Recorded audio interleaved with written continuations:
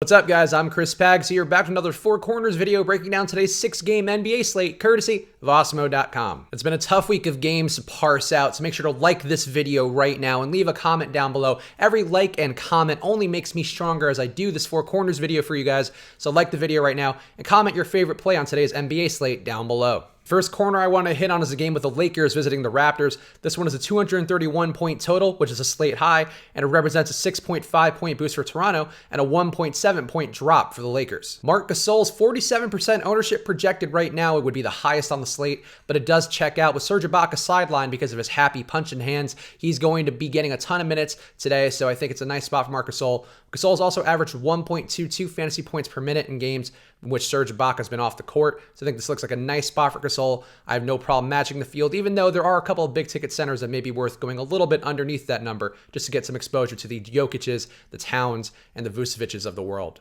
Kawhi Leonard's also going to be pretty highly owned. He's got a questionable ceiling, but the floor looks pretty solid. I don't mind him in this spot, but I think going to him at a high level might not be the best idea because he really doesn't spike a ton of upside unless the games are crazy competitive and there's some personal motivation, which there may be versus LeBron, but it's hard to fully say in a way where I'm confident enough to go to Kawhi Leonard at about 35% expected ownership. Pascal Siakam should see some more rebounding upside, should also see some more scoring upside without Serge Ibaka on the floor. I think he's a more concrete play to me than Kawhi.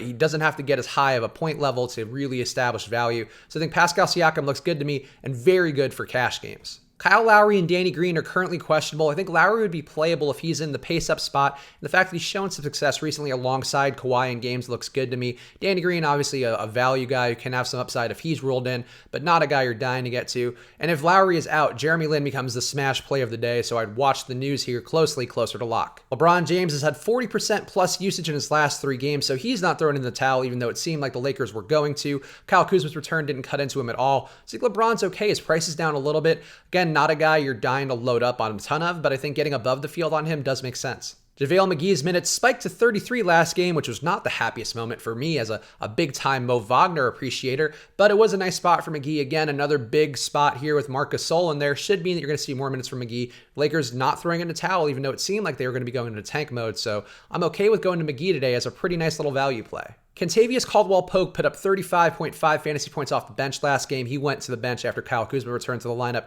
He's actually an interesting play today, a nice little value guy. I doubt you're going to see that much upside again, but there's really nobody competing for usage with him in that second unit. Everybody else deferred to KCP, so I think he's an okay play guy. Not a guy I'm trying to get into a bunch, but a guy who I think is worth a few lineups of exposure to. Rajon Rondo and Kyle Kuzma I find more passable in game stacks. Rondo not really pushing the usage up. Kyle Kuzma is pushing his usage up since he returned to the lineup, but not doing anything else peripherally, so they're fine, but this matchup with the Raptors is not the best one, so they're okay to me if you're going to load up on the game, hope it stays close, but otherwise, probably not going to get to those guys as one-offs. The next corner I want to hit on is a game with the Kings visiting the Celtics. This one is a 228.5 point combined total, which represents a 6-point boost for Boston and a 3.5 point drop for Sacramento. Al Horford had a 21-point, 10-rebound, 7-assist game versus the Kings just a little over a week ago. That was a spot where Kyrie Irving was ruled out. I think that Horford seems like he's in a good matchup, though, and worth the 20%-ish ownership we have for him right now. Kyrie going to take some usage away, take some assist upside away, but Horford's still in a very nice matchup, so I have no problem with him today. Kyrie Irving, as I mentioned, did miss that last game versus Sacramento, but it's just a great spot for him as well. It's a pace-up spot where he should have some easy scoring. So Kyrie Irving, a very strong play, and I'm with him on the ownership, which is going to be close to Horford, around 20%. Jason Tatum's expected to play after having some shoulder issues. I'm less on his ownership. He's going to be at the same threshold as Kyrie Irving and Al Horford. Tatum, not a guy who's showing that much of a ceiling. Totally okay from a value perspective. I don't mind him, but I'm probably not going to get there on his ownership. Marcus Morris has been very up and down recently, but the price is nice, and he does seem like he's got at least enough of a role. In a matchup versus Sacramento, I think this could be a spot where Marcus Morris is worthwhile. Not a guy I want to load up on, but a guy I think I will have some exposure to today. Marvin Bagley's return to me is key for the Kings. He's back in the lineup today, and I think where he's slotted in and how many minutes he gets are going to be a big impact on the guys around him. If Bagley's starting, I think that makes Harrison Barnes and Willie Cauley-Stein less appealing, but it could make Bogdan Bogdanovic more appealing coming off the bench because he's just been lost in the quagmire of usage that is the starting rotation for the Kings. So I would like Bogdan a little more, and Bagley just being in the lineup at all means that Nemanja Bjelica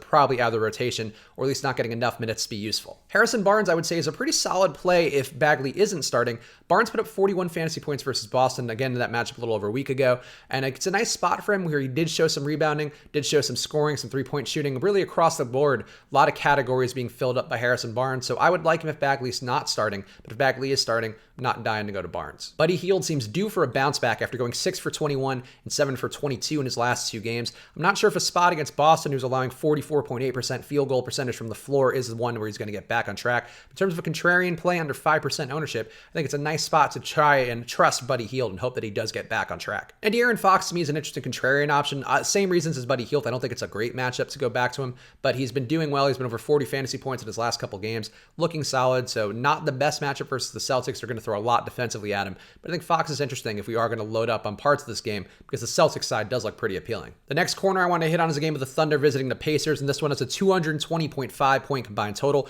which represents a 2.6 point boost for Indiana and a 5.3 point drop for Oklahoma City. Darren Collison's 23% expected ownership in this game is going to be the highest of all the players involved. He does look like a nice spot for him, a pace-up spot, should have some more assist upside, so I don't have a problem with Darren Collison here. Choosing between Thad Young and Bojan Bogdanovic seems like a spot where you're choosing, as I've mentioned a couple times, between safety versus a ceiling. I think Thad Young a safer play. I think he's going to have a lot more chance at peripherals, probably defending Paul George today. Bojan Bogdanovic, though, could score quite a bit, so he's going to have the ceiling.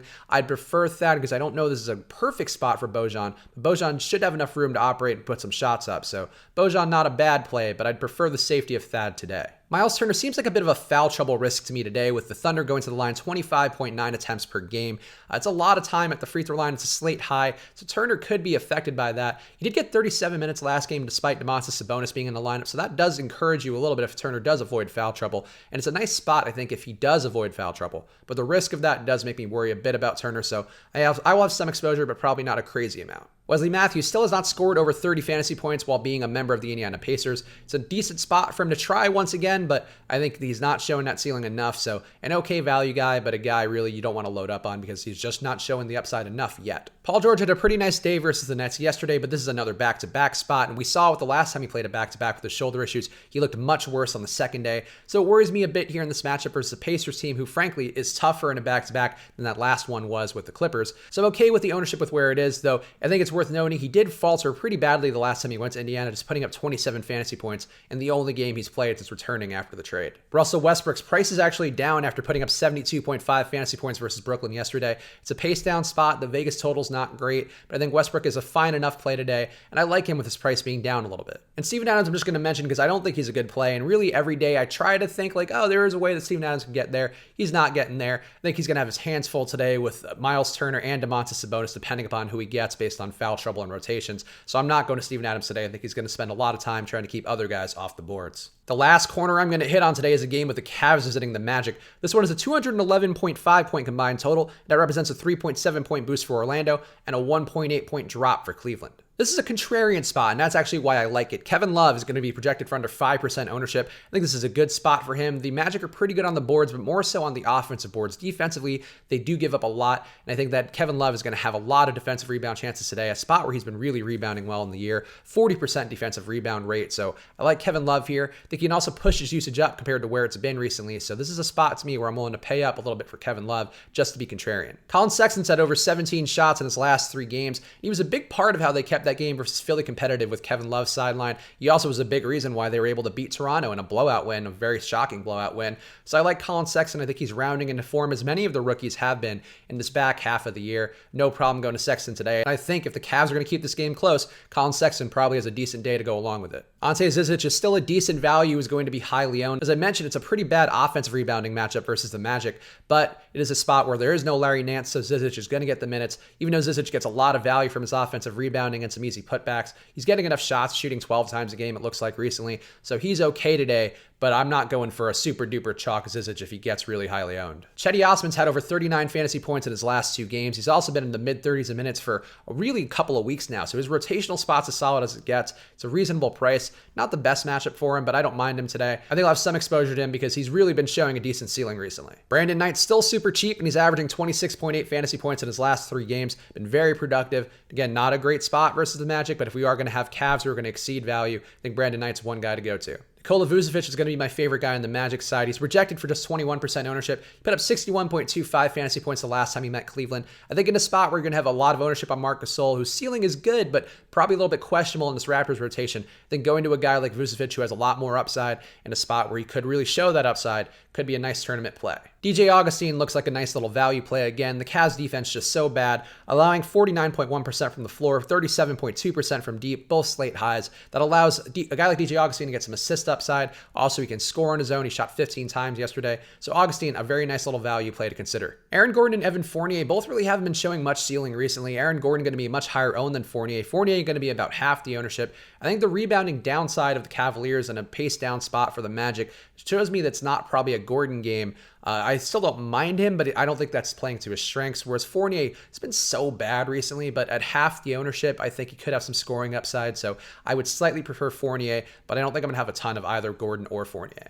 But one guy I may force some exposure to is Terrence Ross. He had his down day yesterday, putting up 13.75 fantasy points at a spot versus the Wizards, where it seems like he should have been able to put up more. So he's whack-a-mole. He missed his head yesterday. Today, take that little mallet out, pop Terrence Ross in the head, get him in a few lineups, because it could be the day that he spikes an upside after putting up a garbage effort yesterday. So there we go. Those are my thoughts on today's NBA slate. Check the description for my column, The Switch and Hedge, on Osmo.com. That'll have a lot more details on these games as well as more. So go check that out now. Click the top link in the description. And please do like the video and leave a comment on the way out. Tell me which player is your favorite on today's slate. The likes help us out a ton. The comments, the engagement, all really great for us building this community up that we have for the Four Corners video and the YouTube channel in general. So please like the video right now. Leave a comment. I'll jump in to talk with you guys a little bit later today. And use the promo code Switch and Hedge. I'm going to drop it in front of you right now. That gets you half off your first month at Osmo.com. All the ownership projections, which I reference here, they're updated throughout the day. They get better, closer to lock. Osmo's rankings, he's the top player in the world, and those rankings come right from his own projections.